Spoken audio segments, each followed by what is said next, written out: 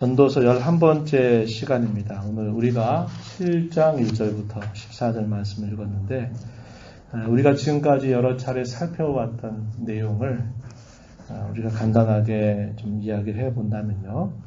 1장에서부터 6장까지의 내용은 솔로몬이 그가 받은 지혜, 또 그가 받았던 많은 부귀와 영화, 그리고 자신이 받았던 많은 기회들을 사용해서 인생이 과연 뭔가, 인생살이에 대한 많은 다각적인 탐구를 했던 것을 그가 이야기했습니다. 그런데 그 결론이 무엇입니까? 처음에 이야기했듯이 헛되니 모든 것이 헛되다라는 그런 결론에 도달했다라는 이야기를 합니다. 그리고 간간히 사이사이에 인생을 살면서 깨달은 바, 교훈 그런 것들을 전달해 주기도 했습니다.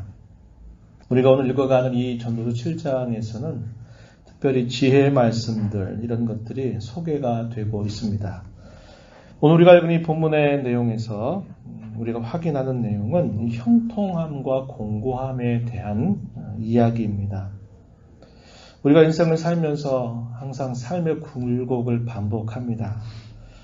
좋은 때를 지났는가 하면 또 우리에게는 힘든 때를 지나기도 하는 겁니다. 이것은 그 어느 누구도 비껴갈 수 없는 엄연한 현실이라는 것입니다.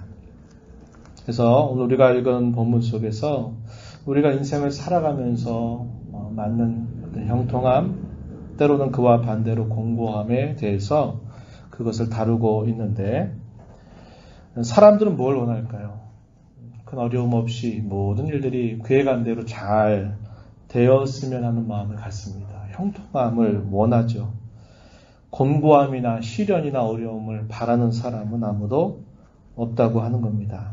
그러나 성경 우리에게 말하기를 이런 문제는 역시 우리가 무엇인가를 결정하고 또 우리가 그것을 통제할 수 있는 영역이 아니라는 것을 우리에게 거듭 이야기해주고 이러한 일들을 통해서 사실상 우리가 모든 게 우리 계획대로 잘 되고 형통할 때 배우는 것보다 우리가 뜻하지 않게 당하는 어려움과 시련, 곤고함을 통해서 배우는 것들이 훨씬 많다는 것을 우리에게 알려주고 있습니다.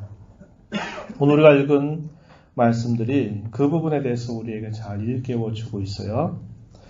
본문의 내용을 몇 가지로 나눠볼 수 있겠는데 1절로부터 4절 내용에서는 인생의 마지막, 인생의 끝을 생각하며 사는 지혜에 대해서 우리에게 무엇인가를 교훈해 주고 있다는 겁니다. 역설적인 생각이 필요하다는 거예요. 그리고 그 역설적인 생각들이 무엇인가? 우리가 피부적으로, 본성적으로 또 우리가 누구든지 원하는 바하고 사실상 다른 부분들을 우리는 더 주의 깊게 살펴야 된다 하는 이야기들을 해주고 있습니다. 우리가 이 땅에서 하나님의 백성으로 사는 것도 역설적인 이런 문제를 날마다 부딪히고 살고 있는 것이죠. 또 실제로 우리는 그런 부분들을 경험을 하고 살기도 합니다. 우는 것 같은데 즐겁고, 가난한 것 같은데 부요한 것 같고, 슬픔을 당하는 것 같은데 우리에게는 영광스러움이 있고, 이런 부분들이 우리 믿는 신자들에게 독특하게 경험되고 있는 분명한 사실이라고 하는 겁니다. 바울 사도는 그러한 부분들을 우리에게 가르친 바가 있는 것이죠. 그것이 바로 역설적이라고 하는 겁니다. 우리 신자는 그런 것들을 보는데 우리가 인생을 살아가면서도 이러한 역설적인 생각을 가져야 될 것을 가르쳐 줍니다. 2절 말씀에 보면은 솔로몬은 우리에게 이렇게 말해요. 2절에 끝나는 부분에 보면 뭐라고 말하느냐. 이것을 그의 마음에 둘지어다 이렇게 말합니다. 이게 뭘까요? 모든 사람의 끝이 이와 같이 된다. 모든 인생의 끝이 있다. 라는 사실을 이야기하면서 살아있는 사람은 이것을 마음에 깊이 두어라. 이렇게 이야기하는 겁니다. 뭘 생각을 하는 겁니까? 내가 지금을 살아가는 이 인생만 생각하지 말고 내 인생의 끝을 항상 자기 마음에 두고 살아가는 것이 참 지혜롭다라는 사실을 이야기해 줍니다. 역설적인 생각들에 대해서 몇 가지로 계속 나열하고 있는데요. 오늘 우리가 읽은 본문으로 한번 다시 보겠습니다. 1절에 보면 좋은 이름이 좋은 기름보다 낫다. 그와 같이 죽는 날이 출생하는 날보다 낫다. 이렇게 이야기합니다. 좋은 이름이 좋은 기름보다 낫다. 그럴 때 이 좋은 기름이 무엇을 뜻하는가라고 말하면 고대 세계에서 주인이 어떤 손님들을 초대하거나 할 때 자기의 이마에다가 기름을 발라요. 이 기름을 바르는 이유는 뭐냐면 그 사람의 얼굴을 빛나게 하는 겁니다. 빛나게 하는 거죠. 또 그 기름을 바르면 그 기름이 가지고 있는 고유한 향기를 내게 돼 있습니다. 그런데 그거보다 더 중요한 게 무엇이라고 말합니까? 그의 이름이 중요하다. 이렇게 말하는 겁니다. 어떤 사람을 우리가 이렇게 거리를 걸어가면서 스쳐 지나가면서 어떤 사람이 지나가는 그 자취에 어떤 냄새가 날 때가 있죠. 향수를 바르면 그 냄새가 납니다. 그러니까 보이는 면에서 사람에게 어떤 것을 풍겨내는 것이죠. 그런데 이거보다 사실 더 중요한 게 뭐냐? 그 사람 자체라는 겁니다. 그래서 여기서 말하는 게 그거죠. 외면적으로 자기를 빛나게 하고 그 사람을 향기롭게 해서 사람들의 관심을 끄는 것보다 더 중요한 것은 뭐냐면 그 사람의 이름이라는 겁니다. 여기서 이름을 말할 때 그 사람은 뭘 말할까요? 그 사람의 됨됨이, 그 사람이 어떤 사람, 그 사람의 성품이 어떠한 사람, 이런 것을 표현하고 있는 말입니다. 그래서 사람의 내면이 겉으로 꾸며대고 하는 것보다 더 중요하다라는 사실을 이야기하죠. 그러면서 그와 같이 죽는 것이 출생하는 날보다 낫다 이런 말을 합니다. 역설적인 표현이죠. 죽으면 다 애도하고 슬퍼하는 겁니다. 그리고 태어나는 날은 모두가 다 함께 기뻐하는 거예요. 이게 인생살입니다. 그런데 본문 속에서는 반대로 얘기하고 있는 거예요. 죽는 날이 출생하는 날보다 낫다. 역설을 이야기하고 있죠. 또 계속 비슷한 표현들을 나열하는데요. 2절에 보면 뭐라고 말하냐면 초상집에 가는 게 잔치집 가는 것보다 낫다. 이렇게 말합니다. 장례를 맞아서 조문을 가는 것이 어떤 사람이 축하할 일, 기쁜 일을 만나서 축하하러 가는 것보다 오히려 낫다. 이것도 역시 역설적인 표현이라고 하는 겁니다. 어떤 면에서 이렇게 말하느냐? 사람은 다 자기의 인생살이의 끝이 있다는 것을 가르쳐 준다고 하는 겁니다. 또 3절에 말하죠. 슬픔이 웃음보다 낫다. 이렇게 또 표현을 했어요. 4절에 지혜자의 마음은 초상집에 있지만 우매한 사람, 어리석은 자의 마음은 혼인집에 있다. 이렇게 말합니다. 뭘 말할까요? 인생의 끝을 잘 생각하는 것이 중요하다는 겁니다. 내 살아온 한평생의 인생을 어떻게 마무리하는 것, 그것이 참 중요하다라는 사실을 이야기해주고 있는 것이죠. 문자적으로 이게 그래도 이것이 항상 그렇다라는 걸 말하는 게 아니라 우리에게 지혜를 가르쳐준다는 겁니다. 사람이 죽게 되는 그 순간, 나도 언젠가 불시에 떠나갈 날이 다가오겠구나. 그러면서 사람들이 생각하지 못하는 것들을 사람의 죽음을 생각하고 또 장례를 맞아 위로하게 되면 그러한 일들을 또다시 생각하게 되는 겁니다. 그러면서 인생이 뭘까? 나는 어떻게 내 삶을 마무리해야 될까? 나는 인생의 끝을 무엇을 남기고 떠날 것인가? 라는 그런 생각을 해주게 한다는 겁니다. 그래서 다시 한번 지금 살고 있는 내 인생의 걸음을 다시 생각하고 내가 지금 바른 대로 좋은 대로 가고 있는지 그렇지 않은지를 돌아보는 계기가 된다고 하는 겁니다. 그런 면에서 이것이 참으로 중요한 일이다라는 것을 이야기하면서 살아있는 사람은 이것을 항상 마음에 간직해라 이렇게 이야기를 해주고 있다는 겁니다. 지혜자의 모습에 대해서 또 계속 이어지는 말씀에서 우리가 살펴보는데요. 5절 말씀에 보면 이렇게 말합니다. 지혜로운 사람의 책망이 우매자들의 노래를 듣는 것보다 낫다. 이렇게 말합니다. 지혜로운 사람은 다른 사람들로부터 어떤 칭송을 받고 하는 것보다 다른 사람들이 어쩔 때는 따가운 그런 채찍의 말을 하는 것을 더 소중하게 여길 수 있다. 여기는 사람이다. 이런 표현들을 이야기하고 있습니다. 아첨하는 말들로 듣기 좋은 말을 계속 늘여놓는 것에 익숙해지는 그런 삶보다도 뭔가 어떤 사실들을 바르게 바라보게 하려고 책망해주는 말, 때로는 찌르는 말, 그런 말들이 우리에게 더 지혜를 가져다 준다는 사실을 가르쳐 줍니다. 사실 잠언이라고 하는 말의 의미가 우리말로 쉽게 얘기하면 찌르는 말입니다. 찌르는 말. 콕 찔러주는 말이에요. 우리가 보통 생각하지 못했던 사실들을 콕 찔러서 그것을 생각하게 해주는 말씀. 이걸 잠언이라고 말하는 겁니다. 또 8절 가서 보면 그렇게 말해요. 참는 마음이 교만한 마음보다도 낫다. 이렇게 이야기합니다. 하반절에 그렇게 말하죠. 참는 마음이 교만한 마음보다 낫다. 이렇게 이야기합니다. 또 이에 대해서 계속 이어지는 말씀으로 보면 9절에 이렇게 말합니다. 급한 마음으로 노를 바라지 말아라. 이렇게 이야기하죠.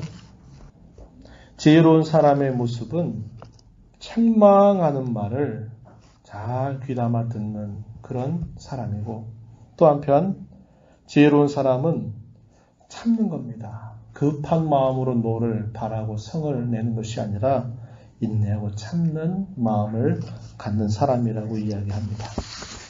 우리가 전도서라든지 잠언서 이것을 구약의 지혜서로 분류를 하거든요. 하는데 신약 성경에 가면 신약의 지혜서라고 말하면 어디인지 여러분 혹시 아십니까? 신약의 지혜서 야고보서라고 하는 것입니다. 행함을 많이 일깨워주는 말씀들이 많이 있죠. 야고보서를 두고 신약의 지혜서다 이렇게 성경학자들은 부르고 있어요. 거기 있는 말씀 가운데 하나를 우리가 함께 떠올려 볼 수 있겠는데요. 야고보서 1장 19절 20절 말씀에 보면은 이렇게 말합니다. 내 사랑하는 형제들아 너희가 알지니 사람마다 듣기는 속히하고 말하기는 더디하며 성내기도 더디하라. 사람이 성내는 것이 하나님의 의를 이루지 못함이다. 이렇게 가르쳐 줍니다. 자, 듣는 것은 속히하라 하는 말이 무슨 말일까요? 누가 이야기하든지 간에 그 말씀을 빨리빨리 잘 들으라는 거죠. 누가 이야기하든지 간에 귀를 기울이고 들으라고 하는 이야기입니다. 그러나 말하는 것은 어떻게 하라고 그랬어요? 더디하라. 이 말은 한 번, 두 번 더 생각하고 이 말이 과연 유익이 될지, 이 말이 과연 적절한 말인지 이것을 한 번, 두 번 브레이크 장치를 밟으면서 말하는 것을 더디하도록 해라. 사람이 성을 내는 것, 화를 내는 것도 어떻게 하라고 얘기합니까? 그것도 홧김에 그냥 확 싸질러 버리듯이 이야기하지 말고 그것도 제어 장치를 통해서 더디하도록 하라고 이야기해 줍니다. 왜? 성내는 것은 그것이 어떤 것이든지 간에 하나님의 의를 이루지 못하기 때문이라고 가르쳐 주고 있는 겁니다. 그래서 지혜롭게 인생을 살아가는 사람은 쉽게 성내지 않고 급하게 무엇인가를 바라고 하는 것이 아니라 생각하고 인내하고 참는 자세를 갖는 사람이다. 이렇게 가르쳐 주고 있습니다. 또 이야기하고 있는 부분은 10절에 가서 보면 이렇게 말합니다. 옛날이 오늘보다 나은 것이 어찌미냐 하지 말라. 이렇게 묻는 것은 지혜가 아니다. 이렇게 말합니다. 옛날에 좋았던 때 혹은 옛날에 형통했던 때에 그 사람의 생각이 항상 머물러 있게 된다면 지금의 현실 혹은 지금 당하는 어떤 시련이나 어려움이 있을 때 그것을 제대로 감당해낼 수가 없게 되는 겁니다. 그래서 오늘을 옛날보다 더 소중하게 여기는 자세를 갖고 살아가는 겁니다. 여러 차례 말씀을 통해서 생각하지만 항상 옛날을 추억하고 옛날에는 이랬는데 옛날에는 좋았는데 옛날에는 어땠는데 그걸 항상 그런 쪽에 생각이 머물러 있게 되면 오늘이라고 하는 이 삶을 아주 가볍게 여기게 되고 오늘이라고 하는 사람을 가볍게 오늘이라고 하는 이 삶을 또 하찮게 생활하게 되는 일들이 따라오게 된다는 겁니다. 그래서 지혜로운 사람은 지나간 옛날보다 지금 여기 오늘을 소중하게 여기서 오늘을 잘 감당하면서 살아가는 사람이라고 우리에게 가르쳐 주고 있다는 겁니다. 제가 얼마 전에도 그런 말씀을 하였죠. 지금 바로 오늘을 내 인생에 가장 찬란하고 빛나는 대로 만들어가야 될 책임이 누구에게 있다? 각자 자신에게 있다는 겁니다. 각자 자신에게 있다는 거예요. 오늘만이 우리에게 주어진 날들입니다. 내일은 우리의 것이 아니에요. 지나간 날은 이미 지나간 것으로 족합니다. 내일 일 우리가 알 수 없어요. 불현듯 떠나갈 수 있는 것이 우리 인생입니다. 그래서 지금 이 순간, 지금 이 때를 가장 소중한 때로 만들어 가야 될 책임이 있고 그런 일을 힘쓰는 사람이 지혜롭게 하나님 앞에 살아가는 사람임을 우리는 알게 된다고 하는 거죠. 12절 가서 보면 또 이렇게 말합니다. 12절 말씀 보시죠. 지혜의 그늘 아래에 있음은 돈의 그늘 아래에 있음과 같으나 지혜에 관한 지식이 더 유익함은 지혜가 그 지혜에 있는 자를 살리기 때문이니라 이렇게 이야기합니다. 이걸 다르게 쉽게 얘기하면 지혜의 그늘 아래에 있는 것이 돈의 그늘 아래에 있는 것보다 낫다는 겁니다. 지혜로운 사람은 돈을 따라가고 돈을 추구하고 그 아래서 무엇인가를 누릴 것이냐 생각하는 사람이 아니라 지혜의 그늘 아래에 끝까지 머무는 사람이 지혜로운 사람이다. 이런 사실을 우리에게 일깨워 주고 있습니다. 지혜로 살면서 지혜자로 살면서 조심해야 될 것에 대해서 경계하는 말씀을 우리가 또 확인해 볼 수 있는데요. 7절 한번 보시기 바랍니다. 7절에 보면 이렇게 말합니다. 탐욕이 지혜자를 우매하게 하고 뇌물이 사람의 명철을 망하게 한다. 이렇게 말합니다. 뭐를 주의하고 조심하라고 이야기하느냐? 같은 이야기의 반복인데 앞부분에서 뭐라고 말합니까? 탐욕이 지혜자를 우매하게 한다. 지혜로운 사람도 탐욕을 다스리지 못하고 그 탐욕의 노예가 되어버리면 그도 어리석은 자가 되고 만다. 이렇게 말하는 겁니다. 그래서 지혜자로 살고자 할 때 조심해야 될 것, 탐욕을 잘 다스리는 자세를 가지라고 이야기해 줍니다. 역시 이것도 신약의 지혜서라고 부르는 야고보서에서 이와 비슷한 말씀을 우리가 떠올려 볼 수 있어요. 야고보서 1장 14절과 15절 말씀을 보면은 이렇게 말씀합니다. 오직 각 사람이 시험을 받는 것은 자기 욕심에 끌려 미혹됨이니 욕심이 잉태한 즉 죄를 낳고 죄가 장성한 즉 사망을 낳느니라. 이렇게 말합니다. 욕심이 죄를 낳고 죄가 사망을 낳는다. 죄의 시작, 그것이 욕심이라고 하는 것입니다. 욕심. 첫사람 아담이 결국 범죄하여 타락하게 된 이유도 따라가면 뭡니까? 욕심입니다. 그 욕심을 부추겼어요. 사탄이 네가 그 과실을 따먹는 순간에 내 눈이 밝아져서 내가 하나님과 같이 될 것이다. 이 말을 듣고 결국은 따먹게 됨으로써 온 인류가 타락하게 되는 그런 상황이 펼쳐졌던 것입니다. 그래서 탐욕, 내가 있어야 될 그 자리를 안 지키고 내가 무엇인가를 더 부당하게 무엇인가를 얻고자 하거나 그런 마음을 갖게 될 때 거기에 죄가 항상 시작되는 원인이 됨을 성경이 가르쳐 주고 있다는 겁니다. 탐욕을 조심하라는 거죠. 그와 비슷한 말을 조금 바꾸어서 하반절에 7절 하반절에 이렇게 표현합니다. 뇌물이 사람의 명철을 망하게 한다라고 말합니다. 재물에 대한 욕심은 부당한 이익을 부추기게 만듭니다. 그래서 내가 무엇인가 정당하지 않은 것들을 받는 것들, 이런 것들을 아주 좋게 여기는 그런 심리가 발동하게 되는 겁니다. 그러다 보니까 그의 판단이나 그의 지혜, 그의 심령이 어두워져서 결국 망하게 되는 일들이 따라온다고 가르쳐 주고 있어요. 이것도 넓게 보면 결국 탐욕이죠. 물질에 대한 욕심, 이런 것들 때문에 뇌물을 받게 되고 그 뇌물을 받게 되면서 판단력이 흐려지게 돼서 결국은 망하는 길로 가게 되는 일들이 따라옴을 가르쳐 주고 있어요. 우리는 이 말씀을 기억할 수 있습니다. 바울 사도가 에베소에 있는 장로들을 밀레도라고 하는 곳으로 초청해서 그들과 함께 이야기를 하게 되죠. 그러면서 마지막에 부탁한 말이 있습니다. 사도행전 20장 33절로부터 35절 말씀을 보면은 바울 사도가 에베소 장로들에게 이렇게 간곡하게 부탁합니다. 내가 아무의 은이나 금이나 의복을 탐하지 아니하였고 여러분이 아는 바와 같이 이 손으로 나와 내 동행들이 쓰는 것을 충당하여 범사에 여러분에게 모본을 보여준 바와 같이 수고하여 약한 사람들을 돕고 또 주 예수께서 친히 말씀하신 바 주는 것이 받는 것보다 복이 있다 하심을 기억하여야 할지니라. 주 예수께서 친히 말씀하셨다고 이야기합니다. 근데 이 표현이 복음서, 네 복음서를 아무리 찾아보세요. 이 표현이 안 나와요.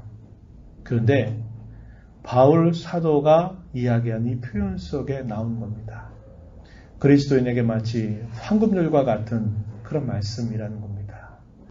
받는 것도 우리는 복이다라고 말합니다. 그러나 주는 것은 더 복되다라고 주께서 친히 그렇게 말씀하셨다라고 이야기하는 겁니다. 재물에 대한 욕심보다는 그 재물을 선하고 좋은 일에 나누어 쓸 수 있는 것이 더 그것이 소중하고 복되고 지혜로운 것이다 라는 것을 우리에게 분명하게 가르쳐 주고 있다는 겁니다. 저와 여러분 이 땅을 살면서 이 탐심의 문제를 항상 만나게 될 겁니다. 지금보다 조금만 더 이런 마음을 갖다가 보면은 이게 정당한 어떤 과정과 절차를 통해서 얻게 되면 모르는데 그렇지 않은 불의하고 부당한 방법들이 또 들어오게 되고 그렇게 되면 결국 그것으로 인하여 죄를 짓게 되고 그 죄로 말미암아 결국 우리가 망하게 되는 길로 갈 수 있다는 것을 우리는 항상 우리 마음에 간직하고 조심해야 한다고 하는 것입니다. 이런 부분들을 우리는 항상 주의를 기울이면서 우리의 인생을 살아가야 될 것에 대해서 이야기해 주는 것입니다. 이제 솔로몬은 이제 마지막 부분에서 무엇을 얘기하느냐? 형통과 공고함을 통해서 하나님은 무엇인가 우리에게 의도하시는 게 있다. 하나님은 그걸 통해서 우리에게 깨우쳐 주시고자 하신다 하는 내용을 우리에게 전달해 줍니다. 이게 마지막 부분입니다. 7장 13절과 14절 말씀에 표현되어 있습니다. 우리 함께 다시 소리내서 한번 읽어볼까요? 읽어보겠습니다. 13절 14절 하나님께서 행하시는 일을 보라. 하나님께서 굳게 하신 것을 누가 능히 곧게 하겠느냐. 형통한 날에는 기뻐하고 공고한 날에는 뒤돌아 보아라. 이 두 가지를 하나님이 병행하게 하사 사람이 그의 장래 일을 능히 헤아려 알지 못하게 하셨느니라. 아멘. 하나님은 인생들에게 때로는 형통함이라고 하는 것, 때로는 공고함이라고 하는 것을 허락하셔서 그걸 통해서 인생들에게 어떤 교훈을 주신다고 하는 것입니다. 하나님이 행하시는 일 앞에서 그분이 굳게 하신 것은 그 어느 누구도 그것을 다시 곧게 펼 수 없다라는 사실을 이야기했습니다. 13절 읽은 말씀과 같아요. 하나님이 어떤 것을 이렇게 굽었어요. 그러면 어떤 인생도 하나님이 굽으신 것을 어떤 인생 것을 펼 수 없다는 게 뭘 말하는 겁니까?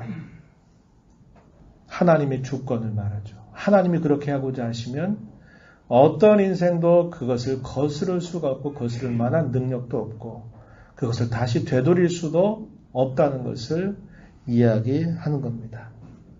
우리는 그 하나님께서 그렇게 행하시는 그 인생 안에서 우리는 살아가는 존재라는 것을 이야기해 주는 겁니다.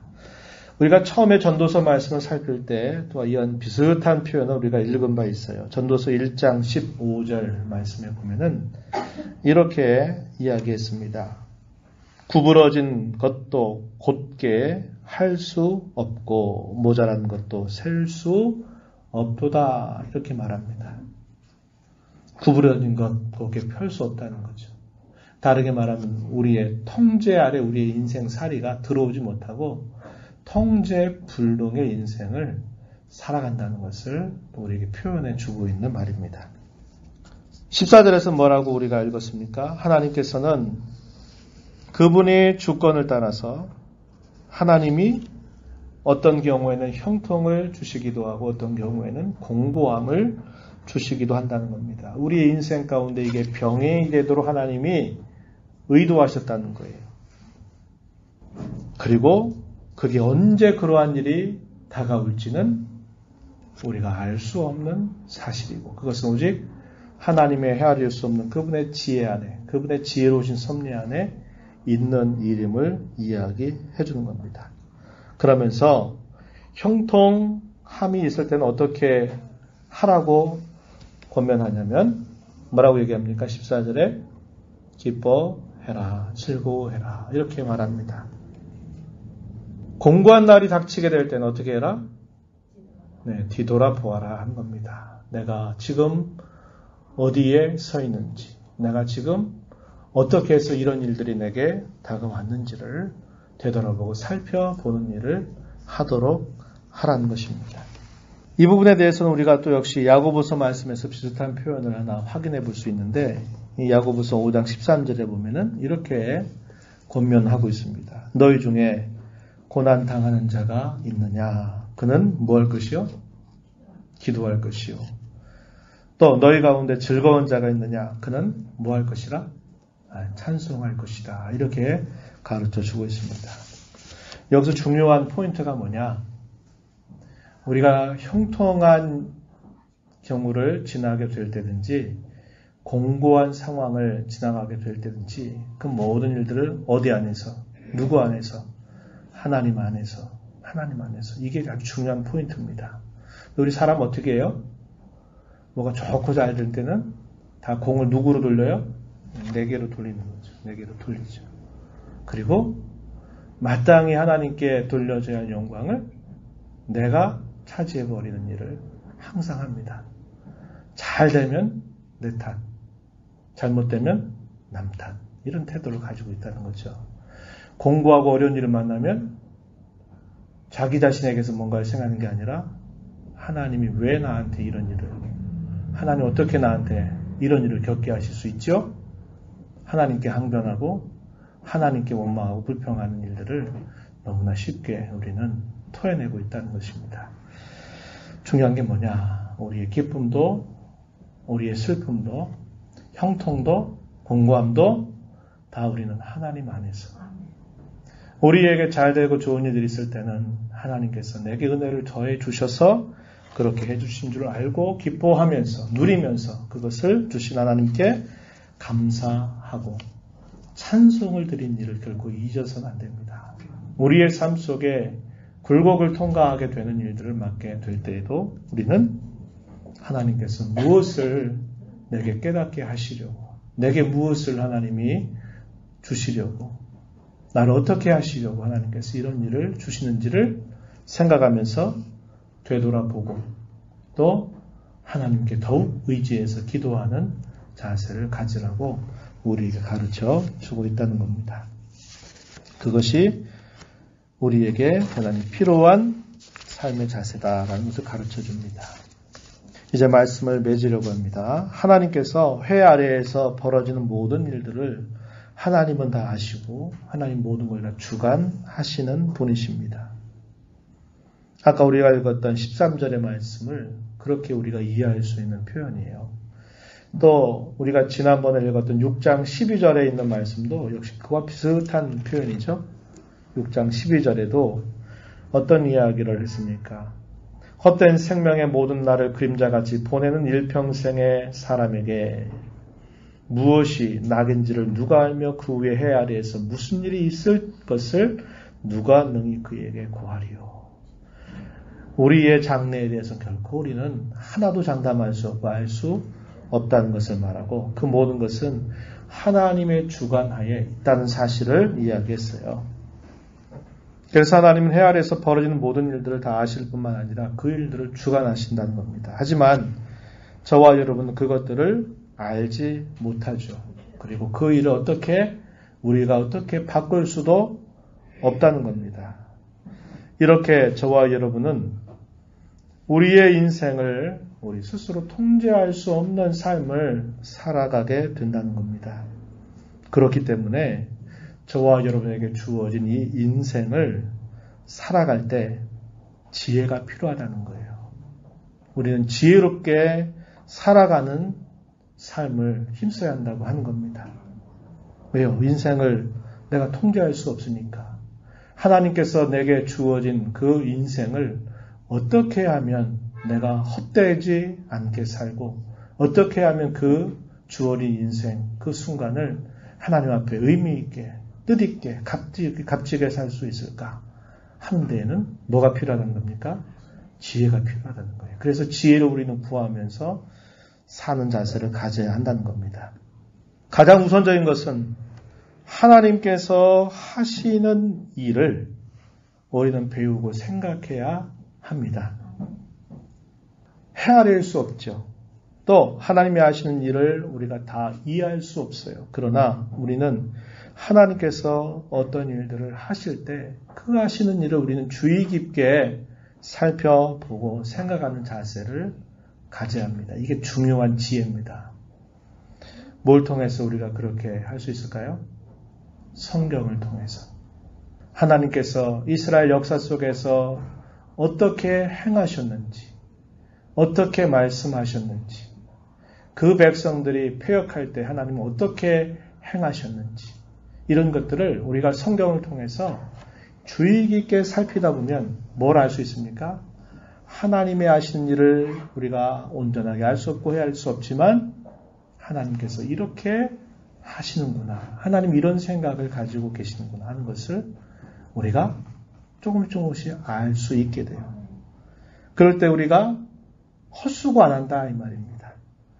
우리의 인생은 잘못된 걸음으로 걸어갔다가 다시 되돌리기에는 우리 인생은 너무나 짧아요. 우회하고 방향하는 시간들이 너무나 아깝다 이 말입니다. 왜? 천년만년 사는 인생이 아니라 짧은 인생을 살다가 떠나가는 것인데 우리의 인생을 주관하시는 하나님이 내 인생과 모든 사람의 인생을 주관하신다면 그분이 어떻게 행하시고 그분이 어떻게 대하시고 그분이 무엇을 원하시는가를 우리가 알아갈수록 우리의 짧은 인생을 헛된 데 사용하지 않고 살아갈 수 있게 된다고 하는 겁니다. 그래서 우리는 그분의 뜻과 그분의 관심에 우리 인생의 초점을 맞추는 삶을 힘써야만 한다고 하는 겁니다. 그래서 말씀을 듣고 또 듣고 읽고 또 읽고 말씀을 묵상하고 또 묵상하고 받은 말씀을 가지고 성령의 지혜를 구하고 깨달음을 구하면서 계속적으로 하나님은 어떤 일을 행하시는 분인가? 하나님은 어떻게 자기 백성들을 대하고 우리를 대하고 계시는가를 말씀을 통해서 끊임없이 배우는 자세를 가질 때 우리 인생을 지혜롭게 살아갈 수 있게 된다는 거죠. 그리고 하나님께서 우리 인생 가운데 때때로 형통함과 공고함을 두시는 의도는 우리가 살핀 것처럼 하나님 안에서 기뻐하고 감사하고 찬송케 하시는 뜻이 있고 하나님 안에서 그분을 떠나지 않고 의지하고 더 바라고 되돌아보게 하시는데 그분의 의도가 있다는 것을 우리는 배우게 됩니다. 그래서 우리가 기쁨을 얻게 되든 슬픔을 만나게 되든 우리는 다 하나님 안에서 언제나 그 기쁨과 슬픔을 우리가 처신해가는 그런 지혜로운 자세를 언제나 배워야 한다고 하는 것입니다. 그래서 여러분의 삶이 지금 나는 어떤 상태에 있는가 한번 되물어 보십시오. 그리고 하나님께서는 그러면 지금 나에게 뭘 하기를 하나님은 원하실까를 한번 다시 되새겨 보시기 바랍니다. 그리고 깨달은 대로 힘써 순종하며 살아가게 되기를 진심으로 바랍니다. 하나님 아버지, 오늘도 저희들에게 주신 말씀을 통해 우리의 인생사 그 어떤 것도 우리 스스로 어떻게 할 수 없는 참 연약하고 무능한 저희들을 임을 다시 한번 확인하고 우리 인생 가운데 행하시는 하나님이 우리에게 무엇을 원하시는지를 잘 깨닫고 또 생각하고 저희들이 어떻게 해야 될 것인가를 깨달은 대로 잘 순종하여 살아가는 복된 삶이 되게 해주시기를 간절히 바라옵나이다. 너무나 짧은 인생을 저희가 살아가고 있음을 알게 하셔서 지혜로운 사람, 가장 하나님 앞에 복되고 값진 삶을 남은 생에 살아가는 우리 모든 성도들 다 되도록 인도하여 주옵소서. 예수님 이름으로 기도드리옵나이다. 아멘.